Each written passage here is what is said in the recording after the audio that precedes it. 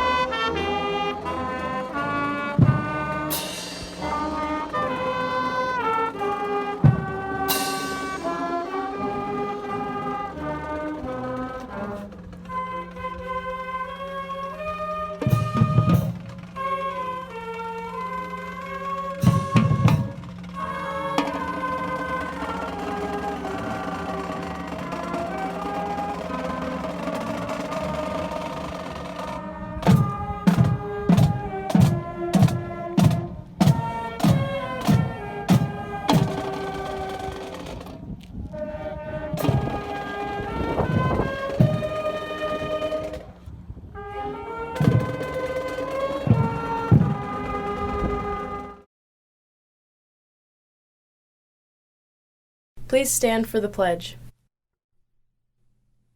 I pledge allegiance to the flag of the United States of America and to the republic for which it stands, one nation, under God, indivisible, with liberty and justice for all.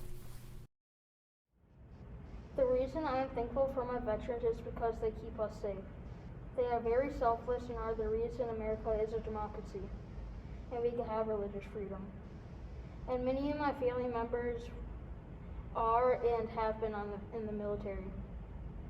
They are the reason I can sleep at night feeling safe and not worried it would be my last day alive. Many of my family members have been in the front line in war. Most of my grandpas were in World War II. One was a pilot and was at Pearl Harbor the day of the bombings. He survived and fought in the Battle of Okinawa. My other grandpa was in the infantry. My grandpa was in Vietnam and 3 of my cousins are fighting in the Middle Eastern War, and that is why I respect my veterans.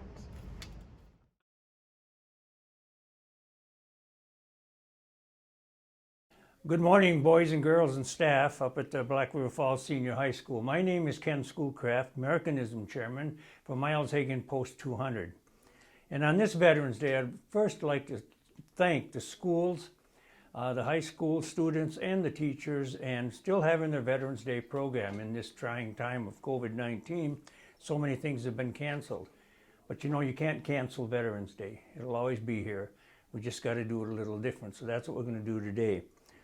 What I'm going to share with you this morning is a story that you got to use your imagination. Okay, I want you to imagine for a moment, use your imagination. That is a very cold, wet, wintry evening at about 10 o'clock, and you've been sitting comfortably in your house, probably doing your schoolwork, maybe you watched a football game, and you decide to step out and get a breath of fresh air. But something really strange greets you in the front yard.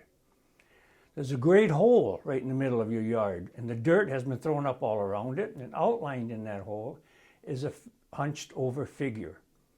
Let me tell you something about him. He's been in this area now for about 3 weeks, living in a dozen holes just like this one on your front lawn. The most apparent thing about him is that he is cold, and that's because out on your lawn it's about 20 degrees colder from where you're standing up on your porch. Every now and then he'll grab his shovel, dig a little deeper in the hole just to keep warm. That's the only way he has, because he'll be seen if he builds a fire. And he may bring mortar fire into his foxhole. He's been cold for a long time and wet. He can't feel his feet, and he's just worried because he's afraid he might be frostbitten. It's going to be a long night, and it's going to get colder. He's very dirty. The grease from 100 sea rations is frozen to his parka and gloves, coating the 2 weeks' beard.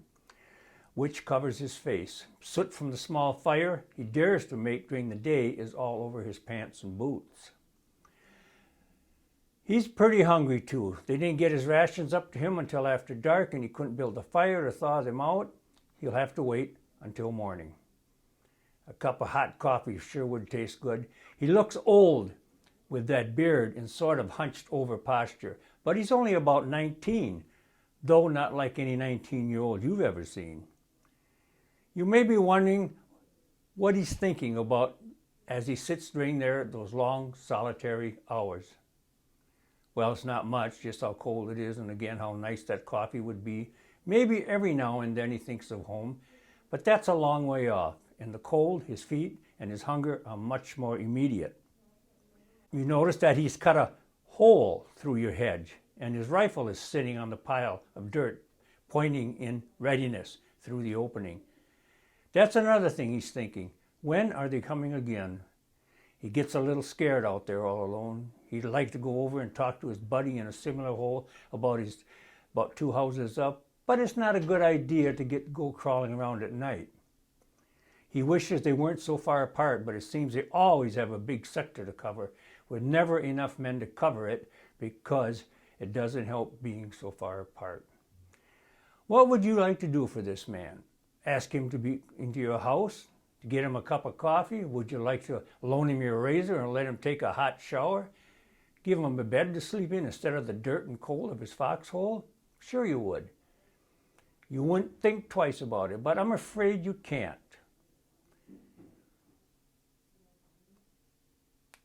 There is someone on that hill over there who wants to get into your house. Front door, and the man was told by his platoon leader that he's supposed to take care of your house and the one next door, so he can't come in. And you find that you can't reach him. He's very far away. But you come out in the morning and he's still there, huddled over his little fire, thawing out his hands and his rations, trying to get the feeling back into his feet. By this time the hole is pretty deep from all the digging, and he's cut down a little more of your hedge. He's there again when you come home from school at night. While you are greeted by a comfortable fire in a living room, the soldier is getting ready for another cold night. I have told you about this soldier and placed him on your front lawn because I want you to realize that every desolate hill that soldier defends in that far-off land is in reality your front door. There are people who want to get in to do you harm, and it's his job to keep them away. He's going to do his job, and he's not going to ask you to do it for him. If he has to sit on your front lawn in the cold, that's just the way it is. He's not going to begrudge you for the comforts of your home or your dinner table, but he'll be mighty bitter if he finds out that you're not doing your part of the job. And what is your part of the job? Your job is never to forget why he is there. He is there to protect your freedom, and he or any other veteran never wants you to ever forget the price and the sacrifices that more than 27 million soldiers just like him had to pay to keep this country free. Thank you.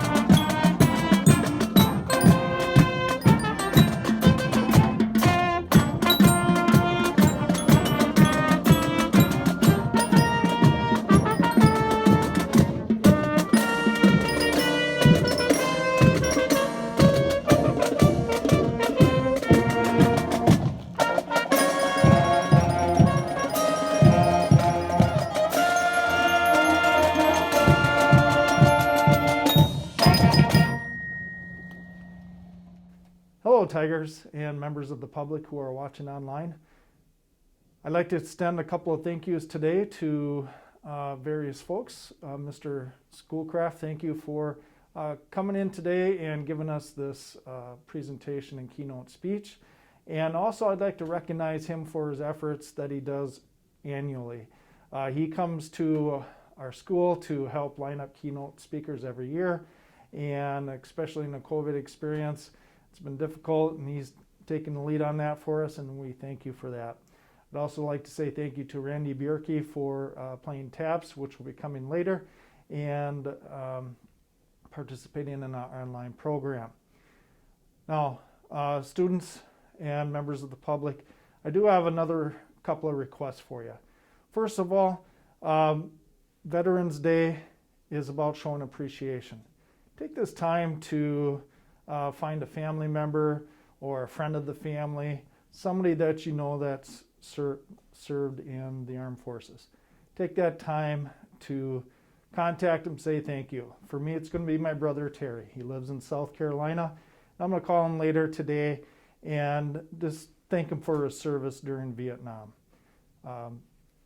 I'd also like to ask that following this will be taps, and so observe a moment of silence and reflection while the taps are being played, and then also there will be a moment of silence after that. And then that will be the conclusion of our program today. Thank you for participating, and also thank you for observing.